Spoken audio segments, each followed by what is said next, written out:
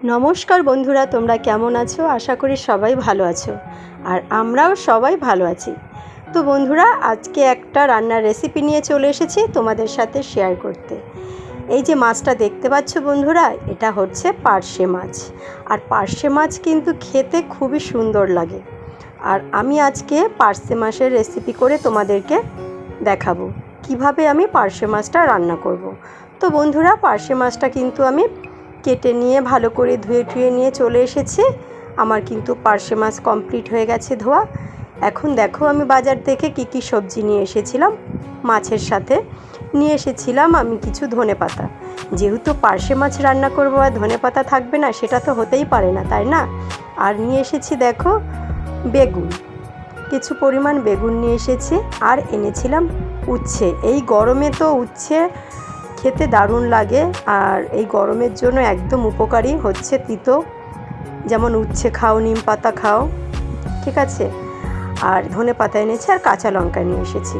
তো আমি আজকে এই বেগুন দিয়েই পার্শে মাছ রান্না করে তোমাদেরকে দেখাবো আমি কিভাবে রান্না করছি। তো এখন বেগুনটা আমি কেটে নিই, তোমরা দেখতে থাকো। আর যারা এখনও আমার বন্ধু হওনি, আমার ভিডিও দেখছো, তারা আমাকে একটু বন্ধু বানিয়ে নিও, একটু সাবস্ক্রাইব করে দিও আর বেল আইকনটা একটু বাজিয়ে দিও, তাহলে আমার নিত্য নতুন ভিডিও তোমরা পেয়ে যাবে। আর আজকে আমি রান্না করতে চলেছি বেগুন দিয়ে পার্শে মাছের ঝোল। বেগুনটা সম্পূর্ণই আমি দিয়ে দেব, এখানে কোনো আলু ব্যবহার করব না, শুধু বেগুন দিয়েই মাছের ঝোলটা আমি করব। তো বন্ধুরা, তোমরা দেখতে থাকো, আশা করি ভিডিওটা তোমাদের সবার ভালো লাগবে।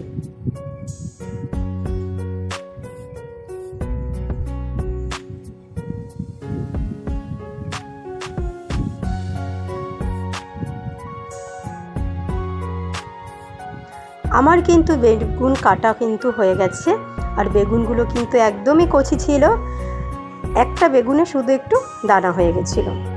আর এখন আমি মশলার জন্য নিয়ে এসেছি এখানে কিছু পরিমাণ সর্ষে, কালো সর্ষে আর কাঁচা লঙ্কা। আমি সর্ষে আর কাঁচা লঙ্কাটা সুন্দর করে শিলনোড়ায় বেটে নেব। আজকে বাটা মশলা দিয়েই আমি পার্শে মাছটা বেগুন দিয়ে ঝোল করব। তো বন্ধুরা, আমি মশলাটা বেটে নিই, তোমরা দেখতে থাকো। আর জানো তো বন্ধুরা, সব কিছু গুছিয়ে নিলে না, তারপরে যদি আমি রান্নাঘর এসে রান্না করি, সব কিছু আমার গুছানো থাকলো, সবজি কাটা থেকে শুরু করে মশলা করা থেকে সমস্ত কিছু গুছিয়ে নিয়ে রান্না করলে কিন্তু ভালোই লাগে। কারণ হাতের সামনে তো আমার সব কিছু রয়েছে, তাই না। তাহলে রান্না করতেও কিন্তু আমার বেশি সময় লাগবে না, অল্প সময়ের মধ্যে হয়ে যাবে। আর আমার কিন্তু কথা বলতে বলতে দেখো বন্ধুরা, আমার মশলাটা কিন্তু বাটা হয়ে গেছে। এখন আমি মশলাটা তুলে নিলাম একটা বাটির মধ্যে। তোমরা যে যেরকম ঝাল খাবে সে সেরকম ঝাল দেবে। আমরা একটু ঝাল কম খাই, তাই আমি অল্প কটা কাঁচা লঙ্কা এখানে দিলাম।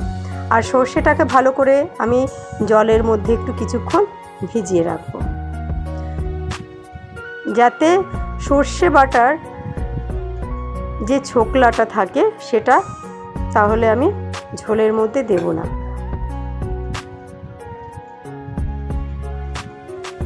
আমি সর্ষেটাকে ভিজিয়ে রেখেছি আর এখন চলে আসলাম আমি রান্নায়। দেখো বন্ধুরা, মাছটা তো ধুয়ে কেটে বেছে নিয়েছি সুন্দর করে। এখন মাছটা ভাজার জন্য রেডি করছি। এখানে হলুদ গুঁড়ো আর কিছু পরিমাণ নুন দিয়ে ভালো করে মাছটাকে আমি মাখিয়ে নেব। আর বাটা মাছ খেতে, পার্শে মাছ খেতে কে কে পছন্দ করো একটু জানাবে। আমাদের বাড়িতে বাটা মাছটা খেতে চায় না কেউ, কারণ বাটা মাছে প্রচুর কাঁটা থাকে। পার্শে মাছটা কিন্তু বাটা মাছের মতো কিছুটা, আমি না আগে ভাবতাম যে এটা কী মাছ, একই রকমই তো লাগে দেখতে, প্রায় চিনতাম না। এখন কিনতে মাছওয়ালাদের কাছে জিজ্ঞেস করতে করতে আমি চিনে গেছি মাছ। অনেক মাছের নাম জানতাম না, ভাবতাম কি যে বাটা মাছ পার্শে মাছ হয়তো একই। দেখবে পার্শে মাছের মতো আর একটা মাছ থাকে বড়, পার্শে মাছ তুলনায় একটু বড় হয়, ওটাকে যেন কি যেন একটা মাছ বলে, আমি যদি জানি না, সঠিক মনে পড়ছে না এখন। তো বন্ধুরা, মাছগুলো কিন্তু নুন হলুদ মাখিয়ে নিয়েছি। এখন আমি কড়াই বসিয়ে দিয়েছিলাম তেল গরম করতে। তেল আমার গরম হয়ে গেছে, আর একটু দূর থেকেই মাছগুলো দিচ্ছিলাম, কারণ তেল যদি ছিটে গায়ে আসে সেই ভয়। প্রত্যেকের রান্নার সময় এই ভয়টা কিন্তু আমার একদম সবসময়ের জন্য লাগে, কারণ রান্না করতে করতে তেল ছিটে হাতে এসেছে অনেক কবার। কড়াইয়ের পাশে আমার হাত লেগে অনেক ঠোসকা করে পেয়েছিলাম, ব্যথা যন্ত্রণা অনেক ভুক্তভোগী হয়েছি আমি। তাই এখন একটু ভেবে চিনতে বা একটু সব কিছু দেখে সব দিকে তারপরে আমি রান্নাটা করি। খুবই ভয় লাগে, আর কি জ্বালা করে জানো তো, মুখের মধ্যে ছিটকে এসেছিলো, কত ঠোসকা পড়েছিল, খুবই জ্বালা যন্ত্রণা করে। আর দেখো বন্ধুরা, আমার কিন্তু মাছ এক পাশে ভাজা হয়ে গেছে। এখন আর একটা পাশ আমি উল্টিয়ে দিলাম। মাছগুলোকে আমি সুন্দর করে লাল লাল করে ভেজে নেব।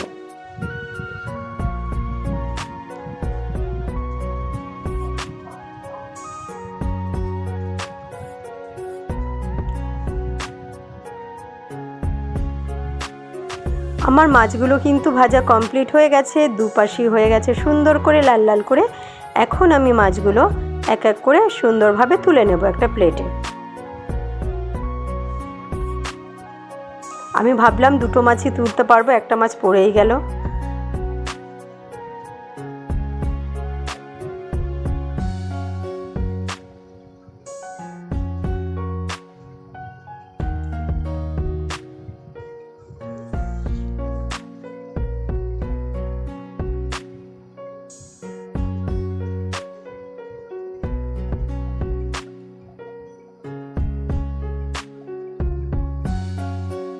এই দুটো মাছ একটু কম কম ভাজা লাগছিল, তাই আর একটু ভেজে নিলাম।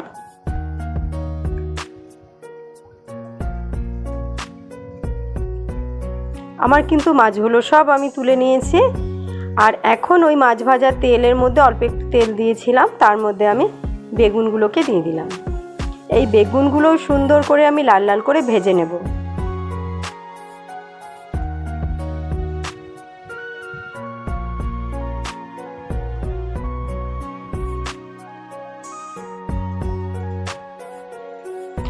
বেগুন ভাজার মধ্যে একটু নুন দিয়ে দিলাম, আর একটু দিয়ে দেব হলুদের গুঁড়ো।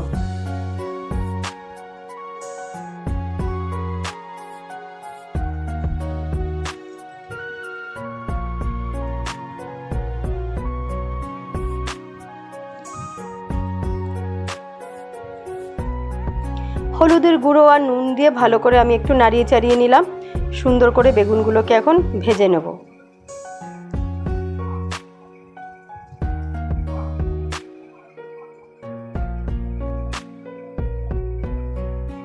বেগুন ভাজতে ভাজতে দেখো বন্ধুরা, আমি একটু ধনেপাতা কুচি করে নিয়েছিলাম। তোমাদের ধনেপাতা দেখিয়েছিলাম প্রথমে, ধনেপাতাটা ধুয়ে আমি সুন্দর করে কুচিয়ে নিয়েছিলাম। দেখো আমার কিন্তু বেগুনটা ভাজা হয়ে গেছে, আমি তুলে নিয়েছি, মাছটাও তুলে নিয়েছি, আর বেগুনটাকেও ভেজে সুন্দর করে তুলে নিয়েছি। এখন আমি ওই কড়ার মধ্যে আর একটু তেল দেব।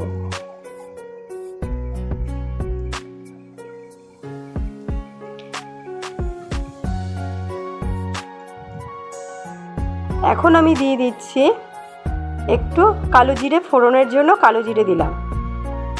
কালো জিরেটা দিয়ে একটু নাড়িয়ে চাড়িয়ে নিতে হবে। আমি তেল দিতে গিয়েও দিলাম না, কারণ ভাবলাম যে আবার একটু কাঁচা তেল এখানে অ্যাড করতে হবে, এই জন্য আমি তেলটা দিলাম না। ওই তেলের মধ্যেই আমি একটু কালো জিরে দিয়ে দিয়েছি। আর এই দেখো সর্ষেটা আমি ভিজিয়ে রেখেছিলাম, সেই সর্ষে ভিজানো সেই জলটা আমি দিয়ে দিচ্ছি। এখন আমি যখনই সর্ষে বাটা দিয়ে কিছু রান্না করি, আমি এভাবেই সর্ষেটাকে জলের মধ্যে বেটে গুলে রাখি।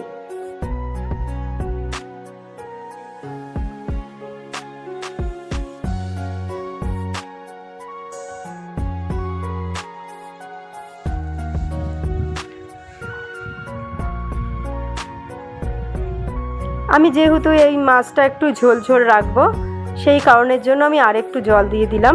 আপনারা যে যেরকম খাবেন সেভাবেই আপনারা দিতে পারেন। আর এখানে আমি দিয়ে দিলাম একটু নুন। নুনটা আমি অল্পই দিলাম, কারণ বেগুন ভাজার সময় আমি নুনটা দিয়েছিলাম, আবার মাছ ভাজার সময়ও নুনটা ব্যবহার করেছিলাম, তাই আমি নুনটা এখানে অল্প দিয়ে দিলাম, লাগলে আবার পরে দেব। আর আমি দিয়ে দিচ্ছি তার সাথে একটু হলুদের গুঁড়ো। এখন এই নুন, হলুদের গুঁড়ো এটা দিয়ে একটু নাড়িয়ে চাড়িয়ে দিলাম।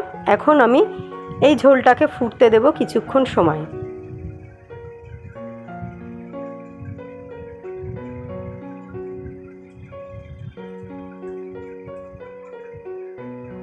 আমার কিন্তু ঝোলটা ফুটতে শুরু করে দিয়েছে। প্রায় 5 মিনিট আমি ফুটিয়ে নিয়েছি। তারপরে যে ভেজে রেখেছিলাম বেগুনগুলো আমি এর মধ্যে দিয়ে দিলাম।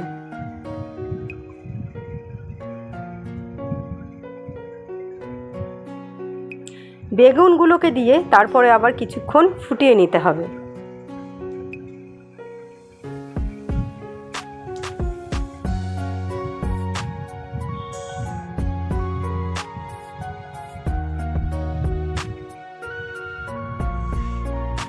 বেগুনগুলো দিয়ে আমি 5 মিনিট ফুটিয়ে নিয়েছি।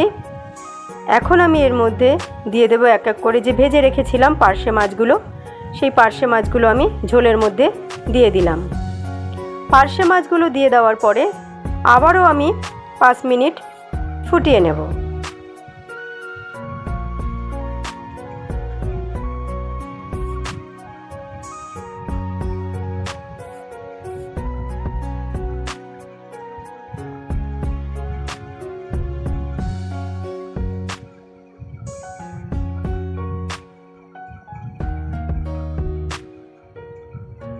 আমার কিন্তু মাছগুলো দিয়ে 5 মিনিট ফুটিয়ে নেওয়া হয়ে গেছে।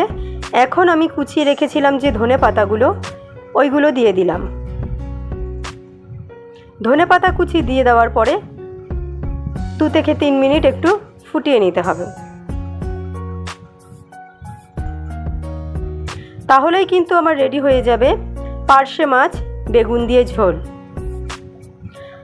এভাবে তোমরা বন্ধুরা একবার বাড়িতে করে খেয়ে দেখবে, আশা করি তোমাদের সবার ভালো লাগবে। 2 থেকে 3 মিনিট কিন্তু ফুটানো আমার প্রায় হয়ে গেছে। এখন আমি এখানে দিয়ে দিলাম একটু কাঁচা তেল। যেহেতু সর্ষে বাটা তার জন্য একটু কাঁচা তেল এখানে ব্যবহার করলাম, আপনারা নাও দিতে পারেন। আর একটু ফুটিয়ে কিন্তু নিলেই আমার একদম রেডি হয়ে যাবে মাছের ঝোল। দেখো বন্ধুরা, আমি কিন্তু নামিয়ে নিয়েছি পার্শে মাছ বেগুন দিয়ে ঝোল। কত সুন্দর হয়েছে। তোমরা বাড়িতে করে খেয়ে দেখবে, আশা করি ভালো লাগবে। ভিডিওটা দেখার জন্য সবাইকে ধন্যবাদ।